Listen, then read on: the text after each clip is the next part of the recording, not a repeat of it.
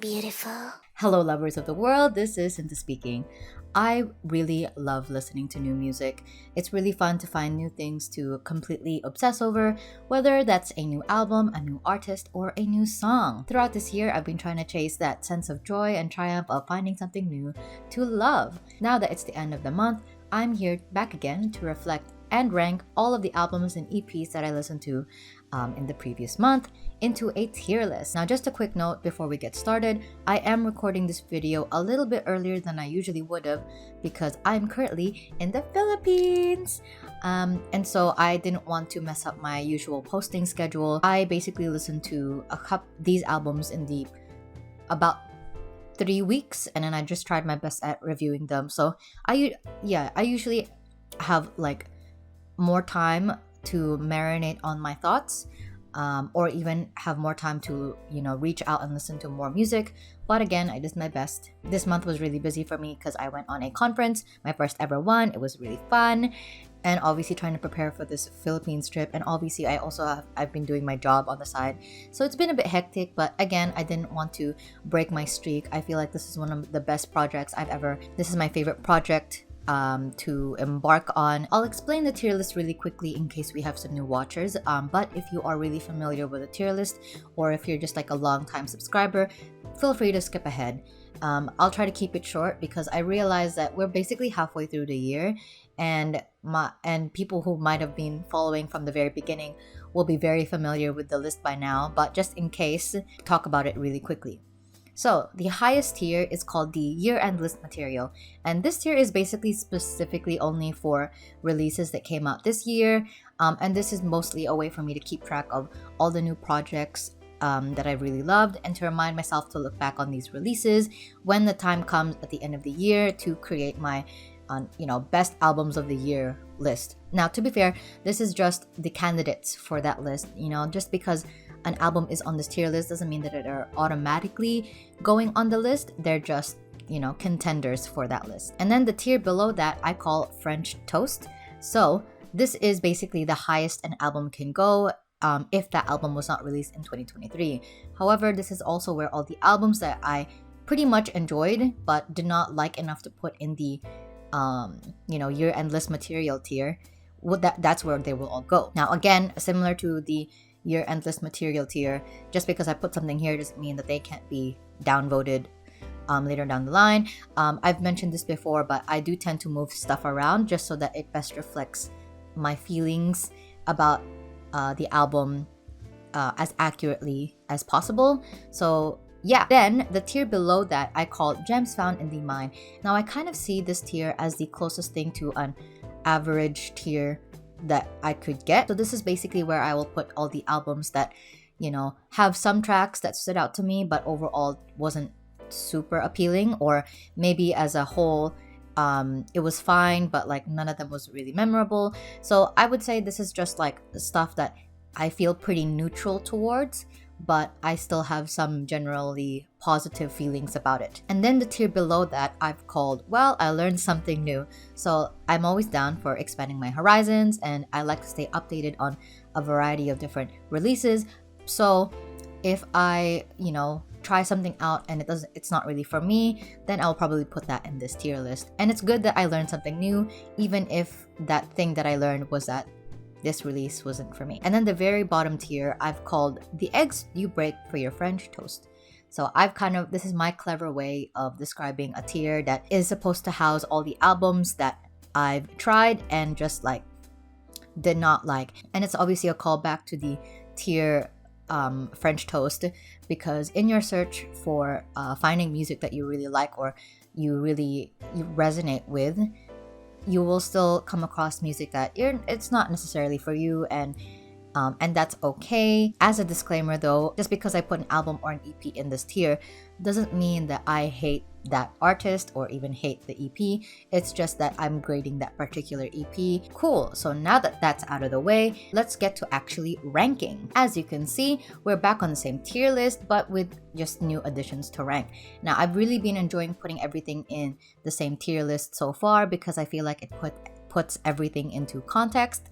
Like, am I happy with this album being in the same tier as this album? vibes. Again, if you're wanting to know what I felt about certain albums, go ahead and listen to my previous videos where you'll find a more in-depth analysis of each album, I hope. Let's get to ranking. First, I listened to 50/50 by a Vietnamese pop singer named Min. This album was released in 2022, and I basically listened to this album because one of her songs was kind of making its rounds around Instagram Reels.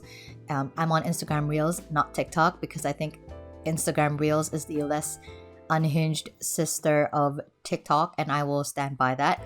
So I enjoyed that song, and I was curious about the rest of her discography, and you know what, I really enjoyed it. Actually, I'm gonna put this in French toast because I thought it was like a quite cohesive album with like strong bangers, like obviously Cafe, which is actually the song that got me into this album in the first place, and Ngam Sao, both of which are songs with videos of their stage performances up on YouTube, and I've watched them and I think they're fun and cool.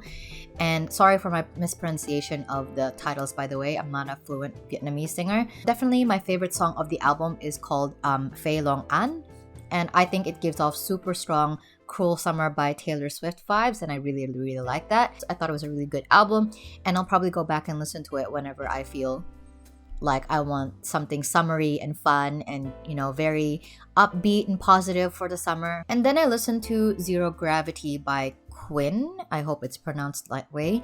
So this was released in 2022, and this was made by a K-indie artist. I think it's a really nicely done EP.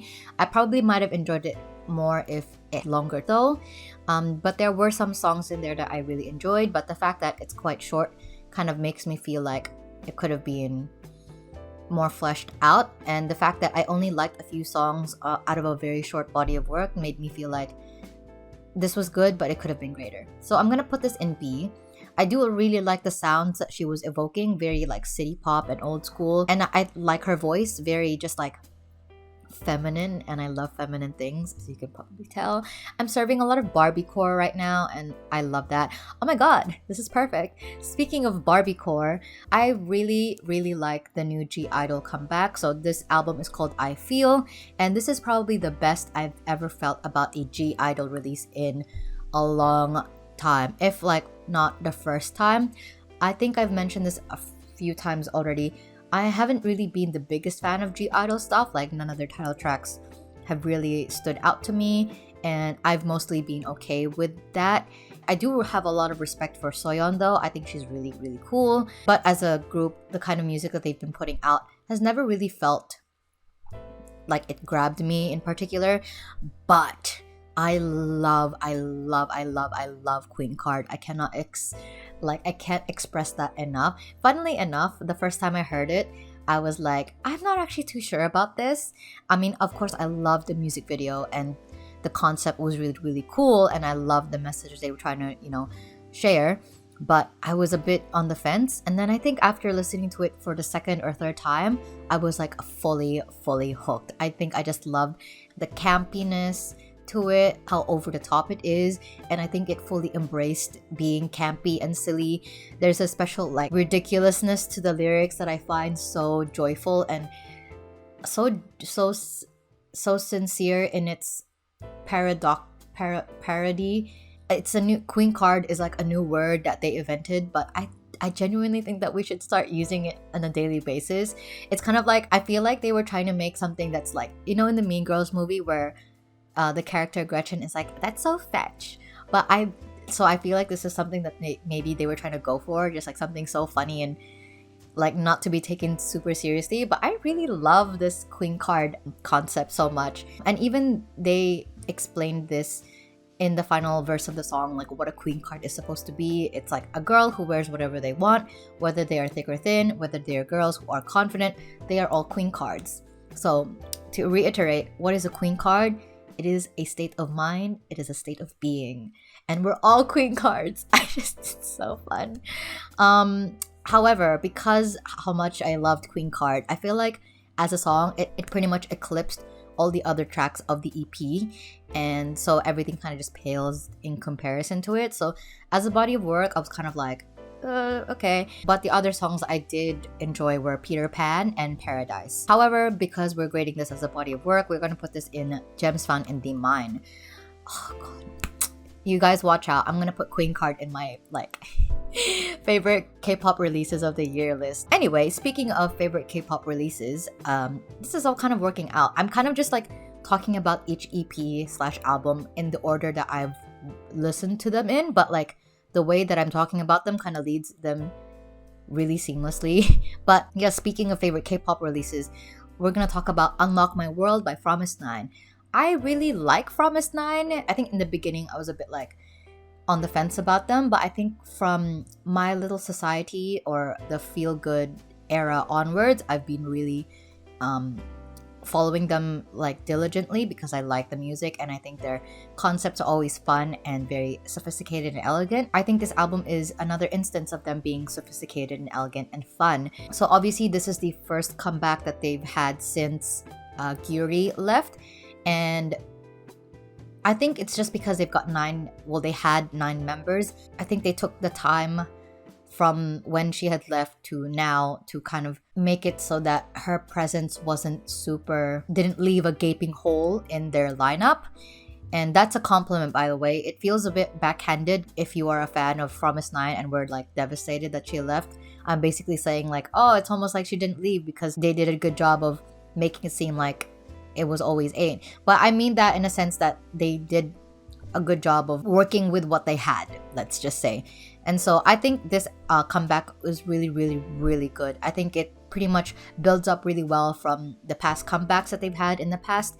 And I think this image really suits Promise 9 really, really well. It kind of builds up from the vibes and the aesthetic from DM and Feel Good. And my favorite tracks of the album are In the Mirror, Bring It On, What I Want, and Prom Night. I also really like their choice of a lead single to promote, which is Attitude. I think the cunt levels are off the charts. I am a bit on the fence about this album because I want to put this in French Toast, but I think I'm going to be optimistic and just put it in year-end list material just because. And then, oh god, another album that I really like and I will probably put in year-end list material is Boyhood by the New Six. This is an EP. So TNX is I guess, I don't want to say new group because they're quite popular already and they're not from a company that's like small by any means, but they're definitely not a name that you typically hear, I think. Although that might just be me because I do not pay attention to the boy group side of K-pop Twitter, K-pop stan Twitter. What I'm trying to say is that maybe they're not as popular yet, but I hope that they will be because I've been really enjoying their comebacks and that's really surprising for me. So as you can see, I ranked their last comeback pretty high and that was like a concept that I usually wouldn't be a big fan of. Like I'm not really into like the super masculine concept, but this kind of image and this kind of sound I really, really enjoy, and that's why I'm gonna put this in year-end list material. You know, like I think at this point I should just start standing the New Six.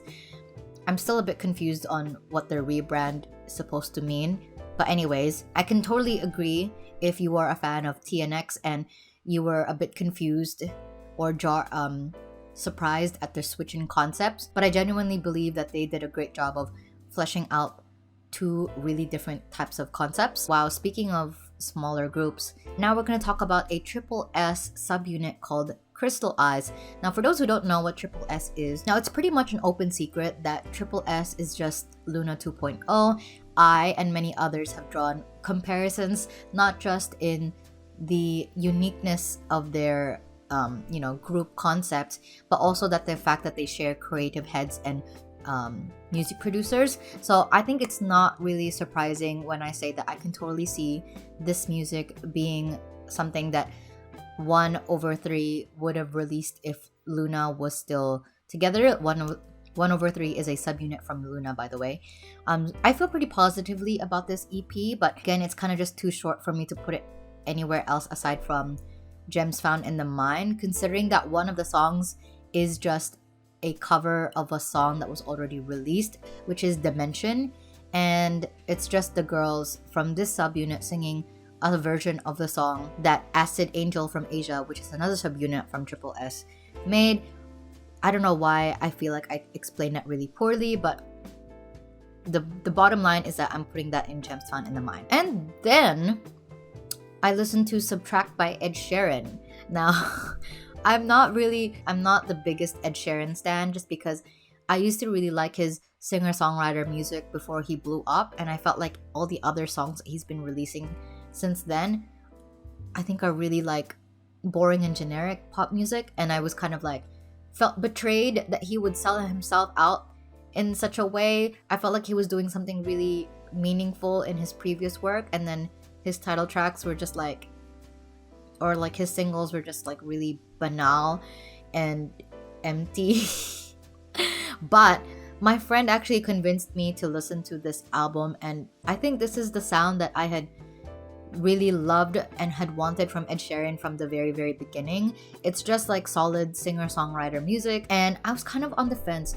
I was thinking about putting it in French Toast or Gems Found in the Mind. I think I'll put it in Gems Found in the Mind, just because even though I enjoyed it in my first listen, I haven't had the inclination to go and listen to it again, and I don't remember any particular track that stood out to me. So I'm happy to put that in Gems Found in the Mind, in the sense that I think as an album, it's really much better than anything I've ever heard in 90% of the time that he's been active, but it's still just not for me. Cool. And then I listened to FML by 17. This is an EP. I really like their title track, Sonagong. It's not really the sound that I would immediately think of if I try to think of a 17 song, but I like it a decent amount. F My Life is also a pretty good B-side, I gotta say. But my favorite song from the EP is definitely I Don't Understand But I Love You. I think it's absolutely insane how good this song is. The guitar riff is just so insane. Now, but similar to Queen Card, I like it so much that anything else in the EP kind of fails by comparison. So I'm just gonna put this in Gems Found in the Mind as well. I think the other song I liked was Dust. Very anime intro song vibes, but I Don't Understand But I Love You is just such great music. Anyway, speaking of such great music, I also listened to Dark Blood by Enhypen. Now, Enhypen, oh my god, can you believe how... I feel like it was just yesterday that Enhypen debuted, but I think this is their 3rd year of being active, and it's crazy. Now, I gotta be honest, I really did not like Bite Me, which is their title track, by the way. I really did not like it. I can't really explain it. It just didn't hit with me. And I think also the fact that it's a song that I hear a lot when I'm scrolling through Instagram Reels is like making me hate it even more. It's definitely one of my least favorite K-pop tracks of the year so far. Sorry. However, I think they definitely made up for it by putting Bills in the EP. It's similar to I Don't Understand But I Love You. It is such a good song. It makes me want to like tear my entire chest apart. I love it so much. I also really like Chakone. I don't know how to pronounce it properly. Or Shakone. I really like that song too. I also might have really liked Karma as well, but I can't help but compare it to songs like Blockbuster, which was in their 2021 EP, or Shout Out, which was in their 2022 EP, because I feel like those two songs kind of do similar things and executed the sound and the aesthetic a lot better than Karma did, but you know, it's still good. So all of that combined, I am going to put this in French Toast. I think as a whole it was really good, but individually the tracks stand out well on their own. Very impressive. I'm really happy with that. And then I listened to Myself by Shin Hechul. Now, I don't actually know who this guy is very well. Long story short, I was trying to do research for my conference that took place, 2 weeks ago at this point, and I came across this video from the 1980s of this guy performing at a music show in the 1980s. First wave of like music shows like Music Core and like Show Champion and M Countdown, like that kind of thing. And I was just really curious because one of his songs had like 1 million views, and so I went to that album and I listened to the whole album, and I gotta say, I think it was really good. I am kind of wanting to put this in French Toast, Yeah, I'll put that on French Toast. I think it's a really good album. It's very, very 80s pop though, this was released in the 1990s. It sounds very, very 80s because Korea had this thing where they were kind of getting a lot of these cultural products a little bit later because of the political climate at the time. I don't want to get into it, but because they'll make the video longer, but it was only until the 1990s that a lot of these foreign cultural products were able to enter South Korea, and then it was only until then that they were able to influence, I guess, Korean popular music. And so you can see, even though this album is very, very, very 80s, even though it was released in the 1990s, I hope that makes sense. And it's also really apparent because the 80s pop music that is present in this album is a mix of American pop music and 80s pop music, which I think is so fascinating. A lot of like Pet Shop Boys, Tears for Fears kind of vibes going on, but there's also a little bit of R&B and the Yamaha, piano that's like in every R&B ballad from the 1980s. Okay, I gotta stop talking about this now. Moving on, we're gonna move on. And then I listened to Hotel Insomnia by a Japanese shoegaze band named For Tracy Hyde. I don't know who Tracy Hyde is, but thank God for whoever they are because this is such a great album. It's like, I'm so incredibly grateful that I was able to listen to this. It is a masterpiece. It's like peak shoegaze. I think it's so good. If I had heard this like in time, this was released in 2022, but if I had heard it in 2022, I would have put this in my year-end list material, my year-end list. It's just so excellent. It feels really weird to be able to only put it in French Toast, but that is technically the highest it can go. But it is such an excellent album. Like, you have no idea. I really recommend it. It's really, really, really, really, really good. I love it so, so much. It's so perfect. And then I listened to Do in Color by a artist named Andrea. Now, this was recommended to me by my friend. He said that he really, really liked it, and so I listened to it as well. And to be honest, I don't really see the appeal for me. On my first listen, I was definitely confused by what I was listening to because I just went into it completely blind. I didn't even know. I haven't even heard of this artist before. So yeah, I didn't really like it, and that's okay. There were tracks in there that I could definitely see were very like ethereal and very like pretty, like remote working, but I think other than that, I don't really. And then lastly, I listened to Self by A-Pink. This is their latest EP, and they've been kind of inactive for ages. The last thing that A-Pink had done was a subunit comeback called Copycat last year, and that one I really, really loved. I think that one was such an incredible comeback, and I think it just feels sad that this in comparison isn't as nice. I think it was just quite boring and didn't give me anything to latch onto, but like there's nothing about it that I hate. Oh, actually, I might just put it here. I'm gonna be positive and I'll put it in Well, I Learned Something New, because I learned something new, and that's okay. That's fine. I think I am a little bit biased because I do love A-Pink. I want to go easy on them, okay. I want to go easy on them, but I think I'll put them in the eggs you break for your French toast, because that's okay. It's okay. They're not gonna hate me if I do that. Okay. All right, there we go. Let's have a look at this one more time. Cool. It's looking pretty good. And so that's this month. And now I'll show you the stats. So here are the stats for this month. In total, I listened to 13 albums. 9 of them were from 2023 and 4 were from previous years. And then here is a pie chart of all the albums and EPs that I've listened to the entire year from January to June. 27 have been from previous years and 48 have been from 2023. Cool. So that's pretty much it. Now I've got to edit this so that I can, post this in time. Thank you so much for watching this video. If you liked it, feel free to, like and subscribe. I post Actually, no, I can't even say that I post every week because I haven't been posting a lot. But subscribe if you really enjoyed hearing my thoughts and feelings about music, about books, about movies. Sometimes I post the occasional video essay. Also, my social media links are down in the description if you guys want to follow me in other places, as well as my Patreon and my coffee pages. If you want to support me financially, whoa! There are some exclusive videos up on those sites that will become available if you donate. But other than that, I'll see you guys next time.